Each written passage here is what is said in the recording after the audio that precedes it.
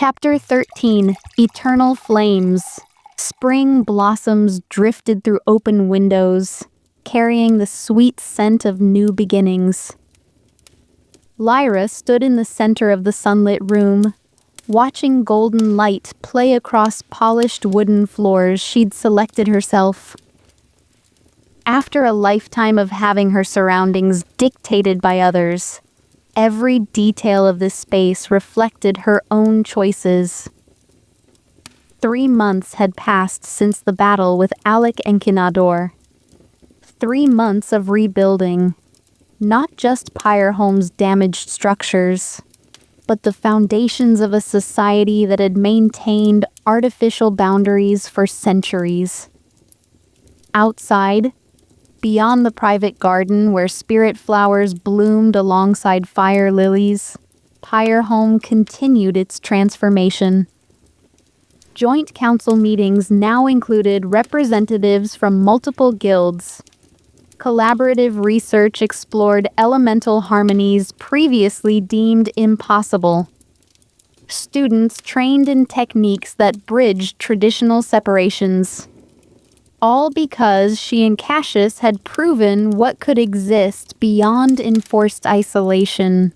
Lost in thought again? His voice came from the doorway, warm with affection that still made her heart quicken.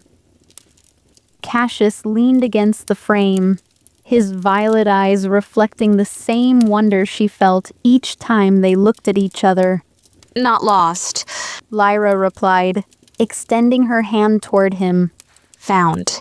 He crossed the room with that fluid grace she'd come to love, taking her hand with the reverence that characterized all his interactions with her.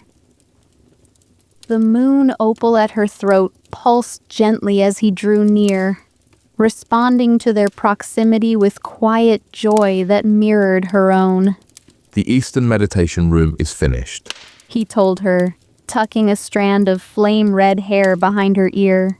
Elder Thorn insisted on completing the spirit anchors himself, said something about ensuring proper harmonization with the fire hearth. Lyra smiled, picturing the weathered elder meticulously aligning spiritual energies with the home's physical elements. He's become quite the advocate for integrated design. You changed his centuries of thinking in under a week, Cassius reminded her, pride evident in his voice. Your presentation to the Joint Council was persuasive. Heat rose to Lyra's cheeks at the memory. She'd stood before representatives from all 5 elemental guilds and argued for structural changes that challenged traditions older than Pyreholm itself. Not with the calculated political precision her father had taught her, but with passionate conviction born from personal experience. I simply showed them what was possible, she said, leading Cassius toward the balcony where their new home's most distinctive feature awaited. What we discovered together. The central courtyard spread below them, its design unlike anything Eldervale had seen before. 5 distinct gardens flowed into one another without boundaries or separation. Fire, water, earth, air, and spirit elements coexisting in perfect balance. At the center stood a fountain where all 5 elemental energies converged, creating something entirely new where they met. It's almost ready, Cassius observed, his arm slipping around her waist. The first students arrive next week. Pride swelled in Lyra's chest as she surveyed what they had created together. Not just a home, but a school. The first academy in Eldervale's history dedicated to teaching cross-elemental harmonization rather than specialization. Do you think we're ready? She asked. Vulnerability easier to express now than in the carefully armored days of her previous life. Teaching others what we barely understand ourselves? Cassius turned her gently to face him, his expression serious despite the warmth in his eyes. What we understand is that possibilities exist beyond artificial boundaries. That's enough to begin with. The discoveries will come through shared exploration, not predetermined paths. His wisdom, as always, settled her doubts without dismissing them. This balance, respect without patronization, support without control, still amazed her after a lifetime of hierarchical relationships. You should prepare for your father's visit. He reminded her, glancing at the position of the sun. The High Councilor values punctuality. Lyra nodded, though anxiety fluttered briefly in her stomach. Relations with her father had improved dramatically since the battle, yet old patterns lingered beneath their new understanding. His acceptance of her relationship with Cassius had surprised her. Not just political tolerance, but genuine recognition of the connection they shared. He's bringing the final documents for the Academy's official recognition, She said, gathering her thoughts. 5 guild seals on a single charter. Unprecedented. Like everything about us. Cassius smiled, kissing her forehead before releasing her. I'll finish the preparations in the receiving room. As he departed, Lyra remained on the balcony a moment longer, savoring the peaceful beauty they had created together. Their home represented everything she had once thought impossible. Fire and spirit coexisting not in careful separation, but harmonious integration. Warm hearths beside meditation spaces. Bright windows looking out on gardens where elemental energies flowed together rather than remaining isolated in their respective territories. The dream she had barely dared articulate during their desperate flight from Alek had materialized around her. More perfect than she could have imagined because it existed in reality rather than fantasy. She crossed to their bedchamber, fingers trailing over furnishings that reflected both their tastes. Cassius's appreciation for elegant simplicity complemented her love of warm, vibrant colors.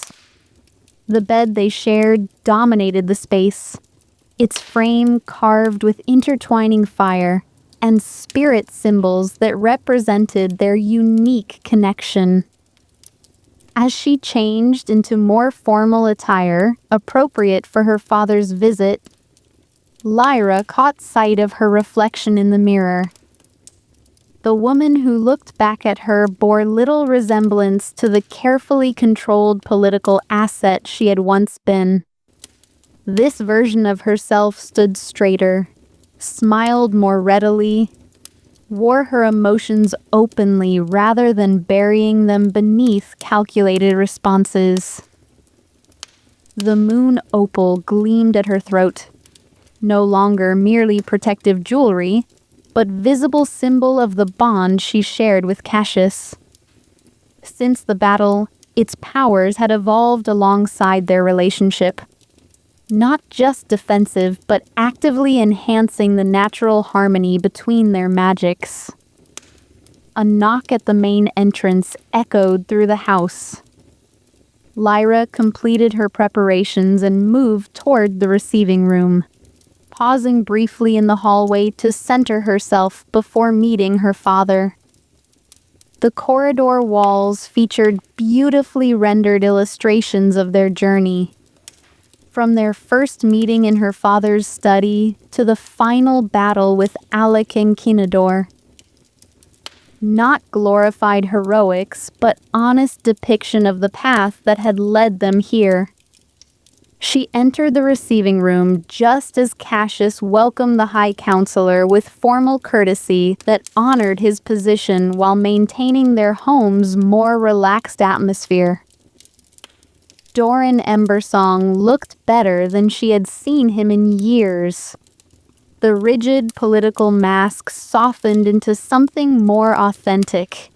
His flame-red hair, now streaked with dignified silver, loose rather than severely styled. Father, She greeted him, genuine warmth replacing the cautious formality that had characterized their relationship throughout her childhood. Lyra, He replied, something like pride softening his features as he embraced her briefly. the Academy looks remarkable. You've accomplished in 3 months what the Council debated for decades. We had proper motivation. She replied, exchanging a glance with Cassius that communicated volumes without words. And practical demonstration of the benefits. Doran nodded, his expression growing more serious as he placed a sealed leather portfolio on the table between them. The Joint Charter, approved by all 5 elemental councils, He announced. the Academy of Harmonic Integration is officially recognized as Eldervale's first cross-guild educational institution. Lyra opened the portfolio with careful hands, emotion tightening her throat as she saw the 5 distinctive seals arrayed in a circle, rather than hierarchical order. Fire, water, earth, air, and spirit. Equal participants in shared purpose rather than competing factions. The original vision of the crown. She murmured, tracing the pattern with reverent fingers. Balance rather than dominance. Speaking of which, Her father said, his tone shifting toward the professional assessment that had made him such effective High Councilor. there have been no further signs of the artifact since the collapse. The unspoken question hung between them. Though the crown had vanished beneath the rubble, none of them believed it truly destroyed, merely dormant until circumstances allowed its re-emergence. No direct evidence, Cassius confirmed. though the spirit seers report occasional disturbances in the boundary realms.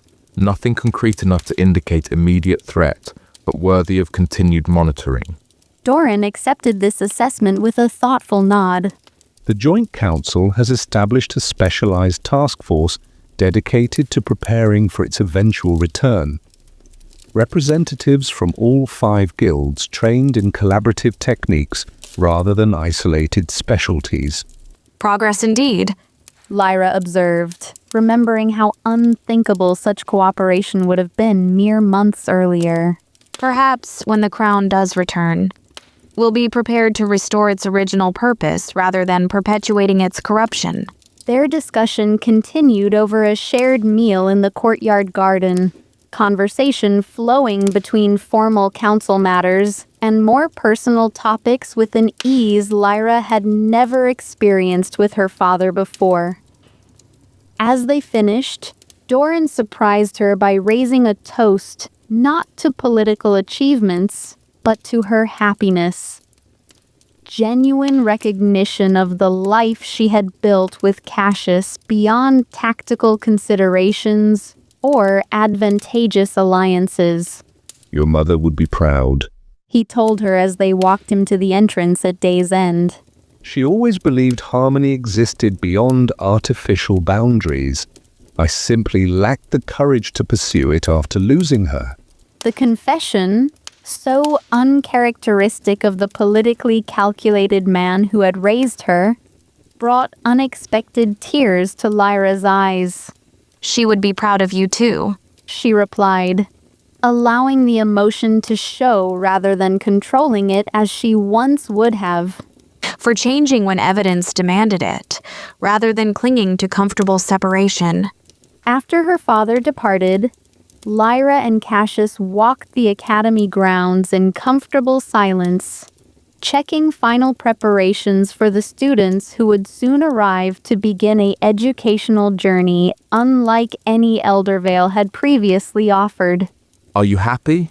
Cassius asked as they completed their circuit, the question genuine rather than seeking reassurance.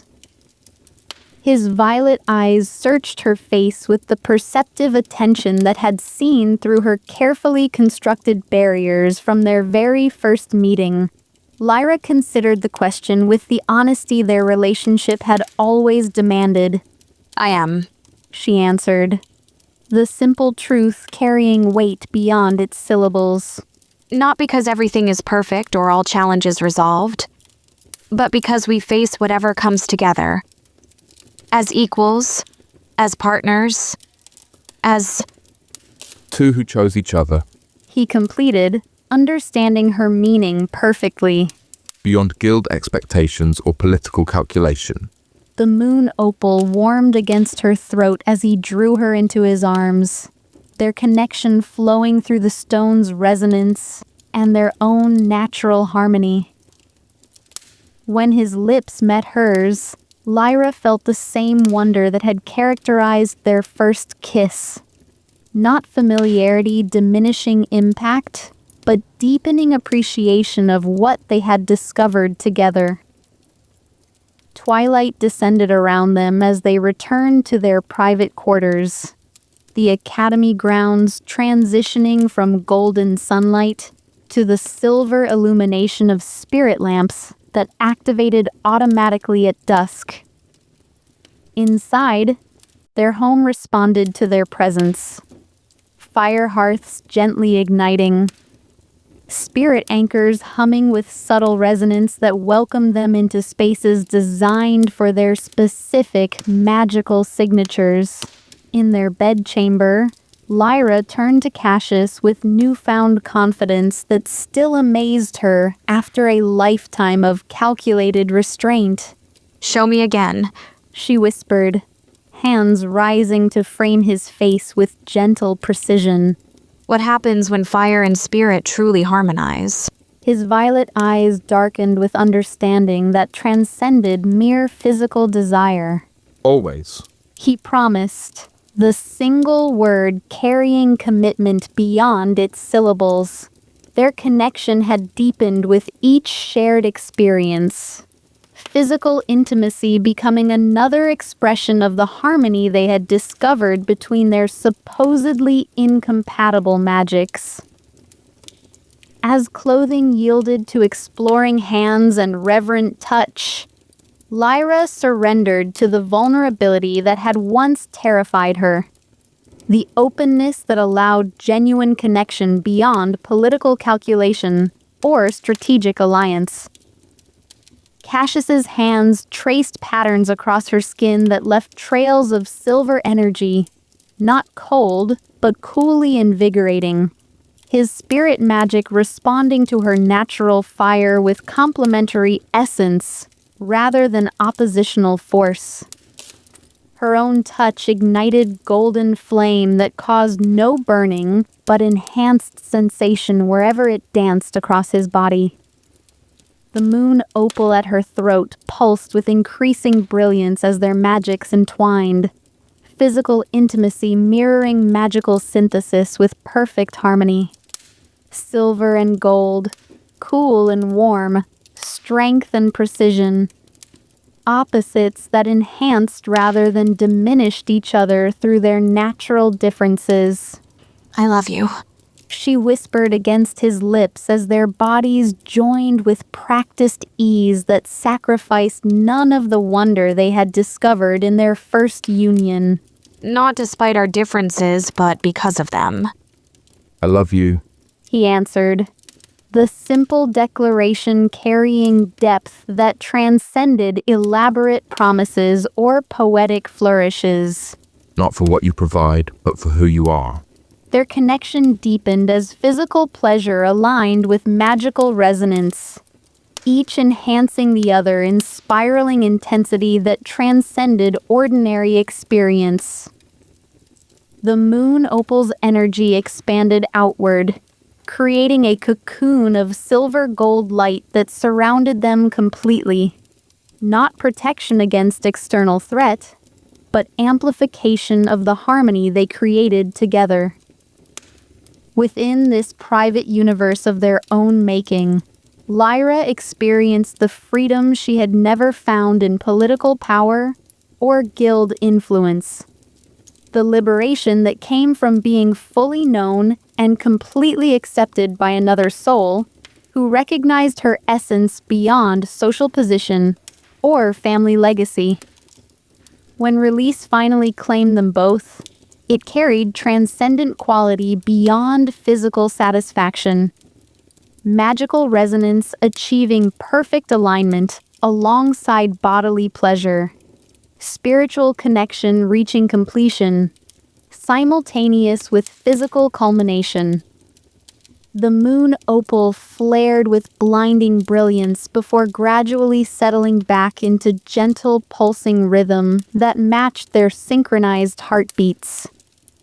Afterward, as they lay together in comfortable silence broken only by gradually steadying breath, Lyra traced patterns across Cassius's chest, fire sigils that left momentary golden traces before fading into his skin.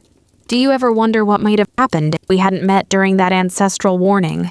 She asked, curiosity rather than regret coloring her tone. If our paths hadn't crossed at precisely that moment? Cassius considered the question with characteristic thoughtfulness, his fingers continuing their gentle exploration of her flame-red hair spread across his shoulder. I believe we would have found each other eventually.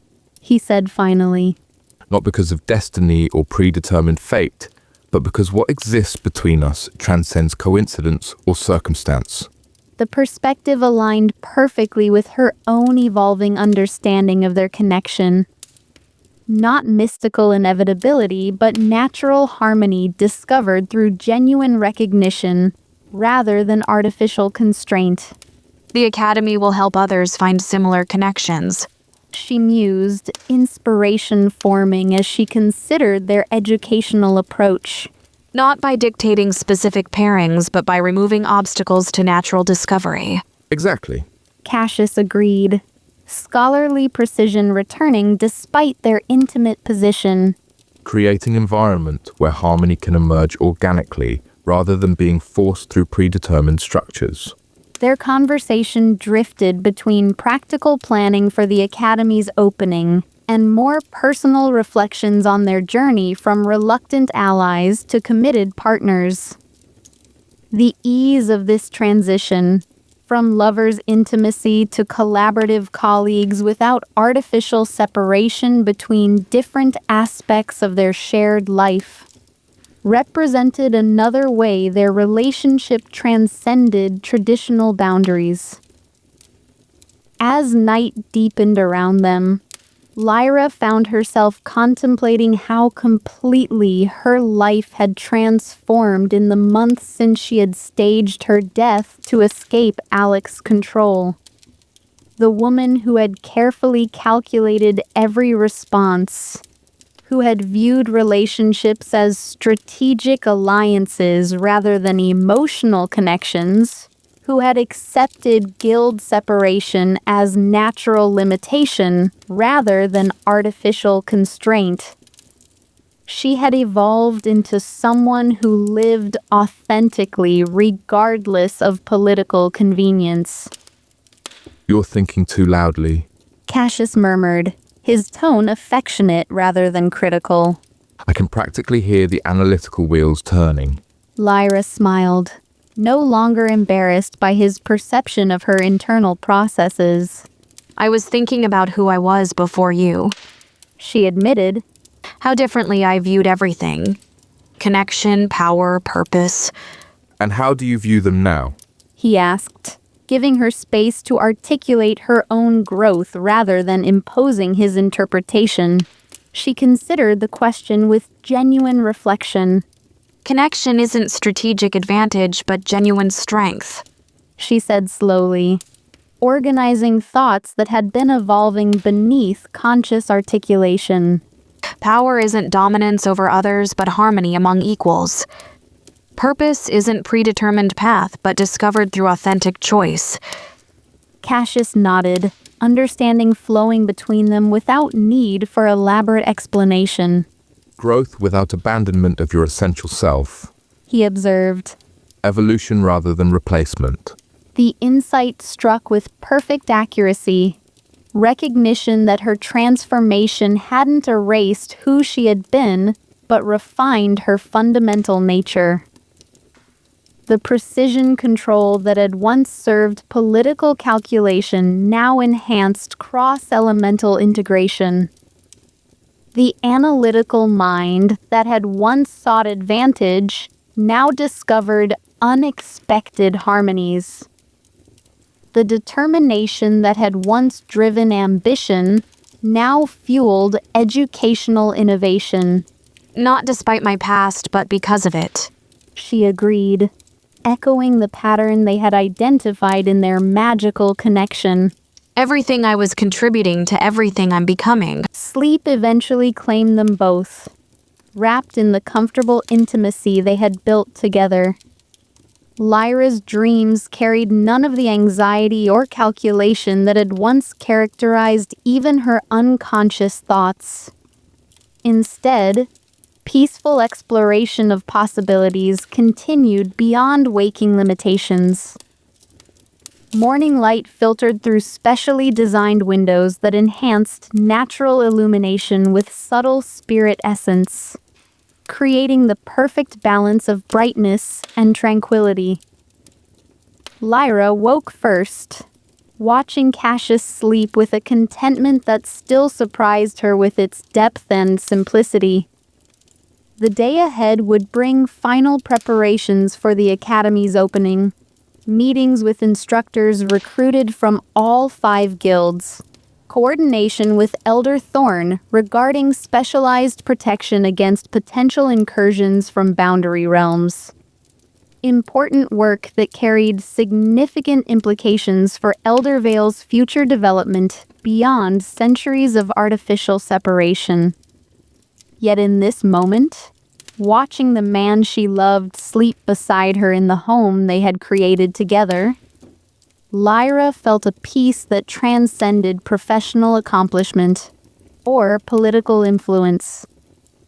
The fire that had once burned with carefully controlled ambition now warmed with genuine purpose. Not conquest, but creation. Not dominance, but harmony. When Cassius eventually stirred, his violet eyes finding hers with immediate recognition that required no conscious thought, Lyra experienced the same wonder that had characterized their first genuine connection in the Ember Sanctuary. Good morning. He murmured, hand rising to touch her face with reverent precision that honored her strength rather than attempting to contain it. The best morning, She corrected, leaning into his touch with the openness she had once considered dangerous vulnerability. Another day of creating what's never existed before. His smile carried understanding beyond words, recognition of the double meaning that applied equally to their educational innovation and their personal connection. Together? He said simply. Always. Lyra agreed, the promise carrying absolute certainty beyond emotional intensity.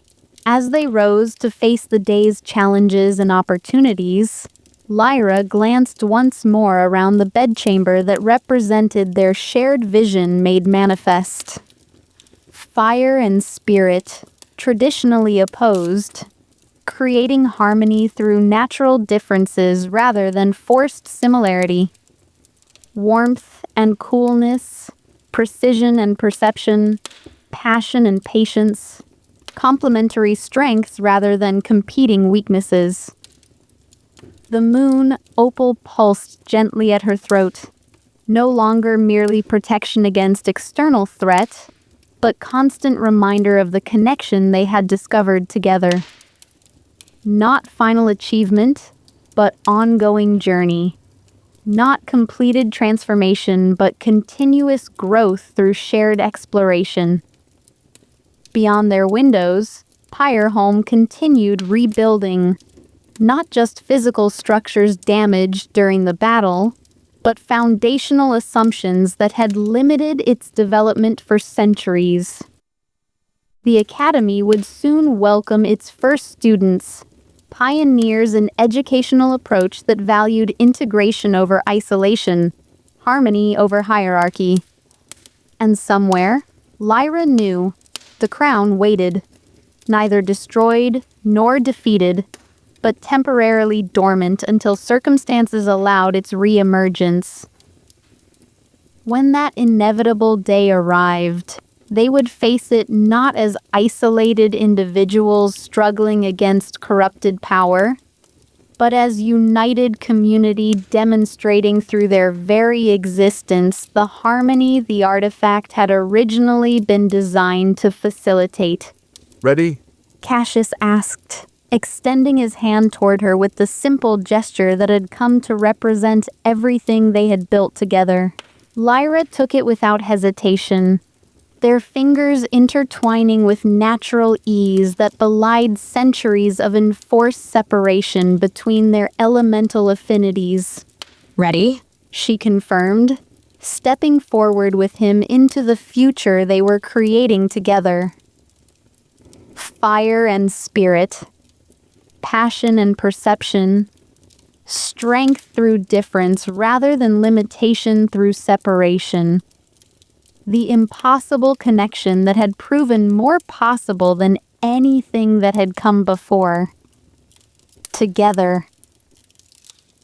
Chapter 14. Epilogue. Mira wiped the sweat from her brow as she trudged along the riverbank, her gathering basket half filled with the herbs her village's alchemist had requested. The spring floods had receded, leaving the muddy shores fertile ground for the rare moonglow root that bloomed only briefly each year. Though her magical ability was modest compared to the academy-trained mages in the larger cities, her keen eye for valuable plants made her the village's most reliable gatherer. A glint of metal caught her attention, a peculiar golden shape half buried in the silty mud where the river had changed course. Curious, Mira set down her basket and knelt to investigate, carefully brushing away the mud to reveal an ornate crown with 3 points rising from an intricately designed band. At its center sat a fire opal of exceptional quality, its depth shifting with colors that seemed to move of their own accord. This could feed the village for a month, she whispered, estimating its worth as she lifted it from the mud. The moment her fingers touched the metal, a strange compulsion overtook her. Without conscious thought, she found herself rinsing the crown in the clear river water, watching as the mud dissolved to reveal copper-gold metal that seemed to absorb rather than reflect the sunlight. As if guided by invisible hands, Mira raised the crown to her head, something deep within warning her to stop even as her arms continued their upward motion. The moment the metal touched her brow, warmth spread through her body, and a man appeared before her. Handsome beyond measure with copper gold hair and eyes that shifted between amber and gold. At last, He said, his voice carrying harmonics that made her heart race with a mixture of fear and inexplicable desire. Destiny has led you to me, as it was always meant to be. His smile held promise and danger in equal measure as he extended his hand toward her, copper gold energy swirling subtly around his fingers. I can make every dream you've never dared speak aloud come true, little bird. The threads of fate have bound us together for a purpose greater than you can imagine. All I require is your help with a small matter of unfinished business. Together, we shall rewrite the very foundations of this world.